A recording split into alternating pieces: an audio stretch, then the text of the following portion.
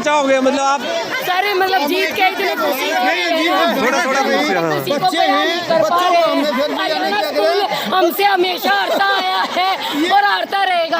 हमारे कंपटीशन में कभी हरियाणा स्कूल था ही नहीं और हमारे बच्चे भी चिल्ला रहे LIS स्कूल। ये हमारे बच्चे कौन जीता?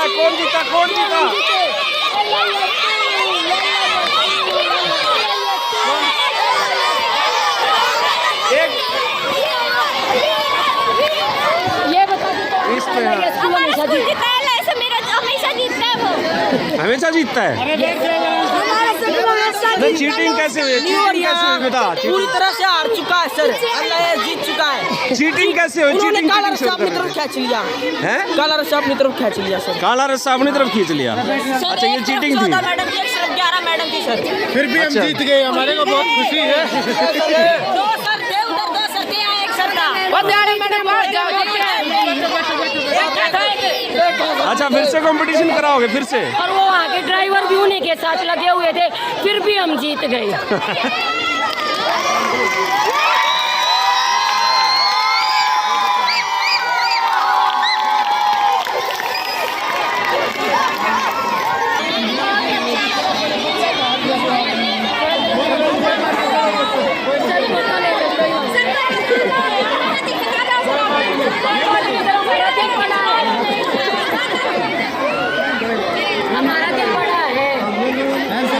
नमस्कार, मैं हूं अजय शर्मा और इस वक्त हम लिटिल इंटरनेशनल स्कूल प्रीति विहार कॉलोनी रोहतक में हैं और यहाँ पे बच्चों की एनुअल स्पोर्ट्स मीट चल रही है।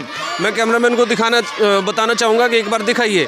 यहाँ पर ये जो गेम चल रहा है, वाटर बॉटल गेम चल रहा है। वाटर बॉटल गेम में क्या है कि एक तरफ पानी की बाल्टी भर के रख दी और एक तरफ वाटर बॉटल रख दी है और ये बच्चों को दौड़ के अपनी वाटर बॉटल भरनी है। जो रेसर इसमें से जो बच्चा अब पहले अपनी वाटर बॉटल भरेगा वो इस खेल का विजेता होगा। बड़ा रोचक खेल है और बच्चे देखिए चारों तरफ चीयर कर रहे हैं चारों तरफ बच्चों अपनी टीम का जो है ना हौसला बढ़ा रहे हैं।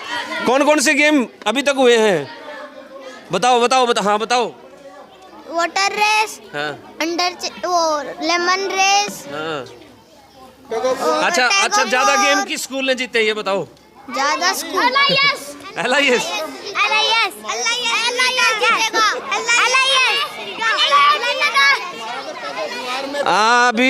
अभी जो रस्सा कसी का गेम हुआ था ना, सारा स्टाफ लगा हुआ था ना दोनों स्कूल का।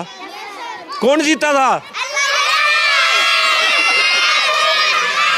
ये देखो बच्चों में कितना जोश है। और ये खेल जो है 2 हीट हो चुकी हैं वाटर बॉटल रेस की। और वाटर बॉटल रेस में क्या है कि ये वाटर बॉटल्स हैं और इसके दूसरे सिरे पे पानी की बाल्टी जो है वो भर के रख दी गई है।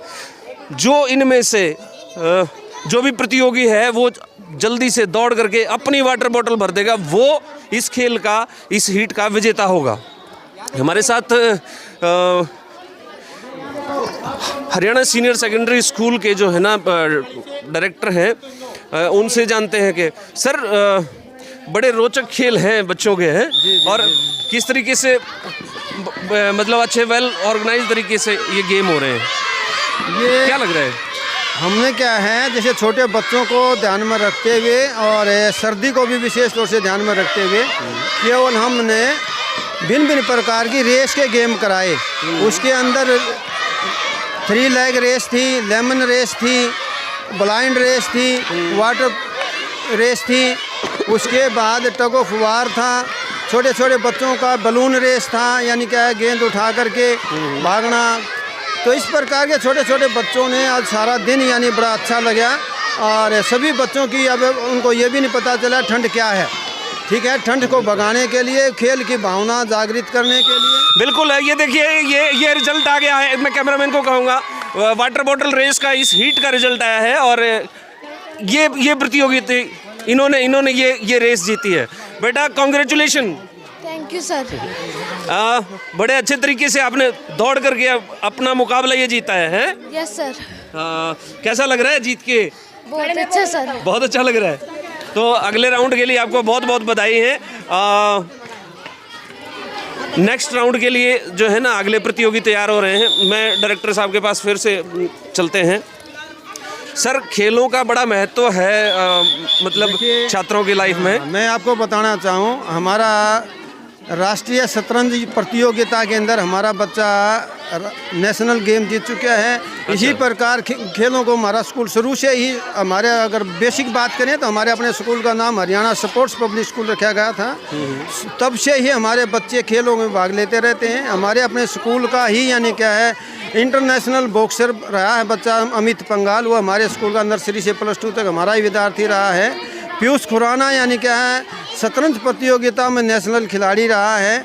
और इसमें बात करेंगे यानी क्या है टाई कमांडो की, टाई कमांडो के अंदर भी हमारा बच्चा अमरजीत एक लड़का है, वो नेशनल खिलाड़ी रहा है। तो इस प्रकार से अगर सांस्कृतिक प्रोग्राम की भी बात करें, हमारा बच्चा गोट ऑफ इंडिया के अंदर ही प्ले फॉर इंडिया के अंदर हिमांशु एक लड़का छोटा है, वो बम्बे के बड़ा अच्छा खिलाड़ी, बम्बे जाकर के उस बच्चे ने अपना क्या है हुनर दिखाया है। अच्छा, तो हमारा अपना स्कूल खेलों के प्रति भी बड़ा हमेशा यानी क्या है ध्यान रखता है, साथ साथ में सांस्कृतिक प्रोग्राम का ध्यान रखता है। पढ़ाई की बात करेंगे हम यानी क्या हमारी लड़की यानी क्या है इसमें 10वीं में यानी क्या है डिस्ट्रिक्ट मोनिका नाम की लड़की यानी क्या है डिस्ट्रिक्ट में फर्स्ट आई है 2010 के अंदर। मैं 1 सेकंड रोकना चाहूँगा सर। नेक्स्ट हीट के लिए, वाटर बॉटल हीट के लिए जो टीम है वो अगली हीट के लिए तैयार है और जल्दी ही इसका रिजल्ट भी आपको देखने को मिलेगा। ये हीट शुरू हो चुकी है और बच्चों ने दौड़ लगानी शुरू कर दी है। ये देखिए एक बच्चे का गिलास ही वहाँ पे रह गया है, पानी लाने का जो गिलास था वो रह गया है। बड़ा रोचक गेम है ये, मतलब इंटरेस्ट भी है, इंटरेस्टिंग गेम भी है और एक तरीके से स्वास्थ्य को बढ़ावा भी देता है। जी सर, आप बताने वाले थे। हाँ, मैं बता रहा हूँ जैसे बच्चा आजकल का बच्चा यानी क्या है टीवी में मोबाइल में सबसे ज़्यादा यानी ध्यान रखता है, उसमें यानी क्या है बच्चा खेलों की तरफ यानी क्या है आजकल बच्चा, क्योंकि खाने का जैसे देखेंगे बच्चा जो पौष्टिक आहार है उसमें नहीं खाता, दूध नहीं पीता, दही नहीं लेता, तो यही कई कारण है। लेकिन हम हमेशा हमारे बच्चों को इस हीट का भी रिजल्ट आ चुका है और ये इस हीट की विनर है कुमारी, क्या नाम है, कुमारी कीर्ति, 8th क्लास की, और इसने ये हीट जीती। आपको बहुत बहुत बधाई। Thank you sir. अगले राउंड के लिए और अच्छी तैयारी के साथ आप आना। और सर, एजुकेशनल रिजल्ट्स के बारे में थोड़ा सा स्कूल के बताइए। एजुकेशनल रिजल्ट जो है हमारे हमेशा यानी क्या देखिए फर्स्ट सेकंड, थर्ड बच्चे यानी क्या है कभी डिस्ट्रिक्ट लेवल पे, कभी ब्लॉक लेवल पे, कभी स्टेट लेवल पे हमेशा आते रहे हैं। और मैं पीछे बात करूं, आपको एक नई बात आपको बता दूं, पिछले सप्ताह में यानी कि मायना के गांव के दौरे पर गया, सिर्फ ये देखने के लिए जो बच्चे हमारे से आज कम से कम पिछले 15 साल से जो बच्चे हमारे पढ़ के जो गए हैं, पिछले 15 साल का हमने रिजल्ट निकाला था अपने बच्चों का। क्या हमने पढ़ के हमारे बच्चे यहाँ पास आउट हुए, क्या बेरोज़गारी की संख्या बढ़ाई, क्या बच्चों को रोज़गार की संख्या बढ़ाई।